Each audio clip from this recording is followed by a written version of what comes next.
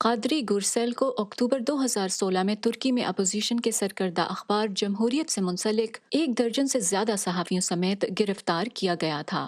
ان صحافیوں پر آخرکار ایک دہشت گرد تنظیم کی مدد کرنے کا الزام عائد کیا گیا۔ مقدمے کے ابتدائی دنوں میں سب کو حراست میں رکھا گیا، جس کا مطلب بقول قادری 11 ماہ جیل میں کاٹنا تھا۔ Under the control of the regime, the habitat for free and independent journalism حکومت کے کنٹرول میں آزاد صحافت کی جگہ ہی نہیں رہی۔ حقیقی معنوں میں دیکھا جائے تو کوئی مرکزی میڈیا وجود ہی نہیں رکھتا۔ does not exist.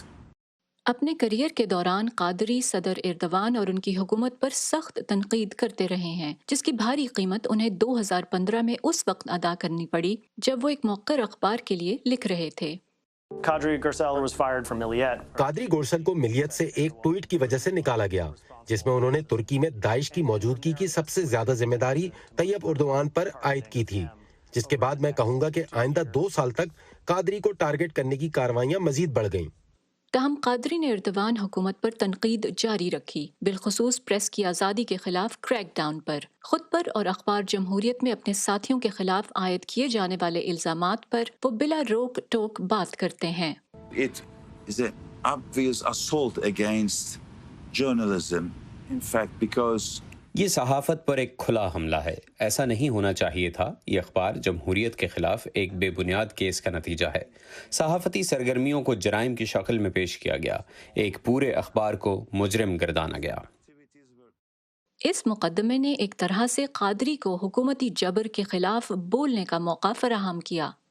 I had to use my voice because first مجھے اپنی آواز کو استعمال کرنا پڑا کیونکہ سب سے اہم بات یہ ہے کہ ایک صحافی کے لیے یہ واضح کرنا لازمی ہے کہ اس طرح کے الزامات بے بنیاد ہیں اور ان کا مقصد پریس کا گلا گھونٹ دینا ہے۔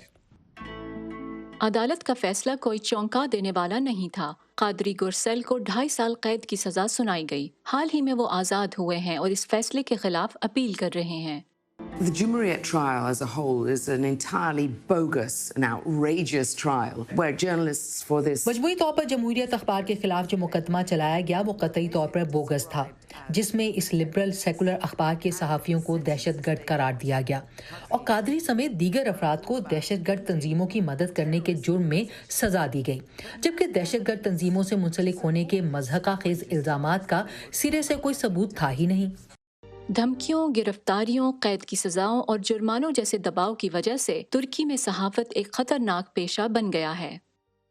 we should be worried about the loss of independent and professional media. ہمیں کسی بھی ملک میں آزاد اور پروفیشنل میڈیا کھو دینے پر تشویش ہونی چاہیے، کیونکہ اس کا مطلب ہے جمہوری نظام ختم ہو رہا ہے۔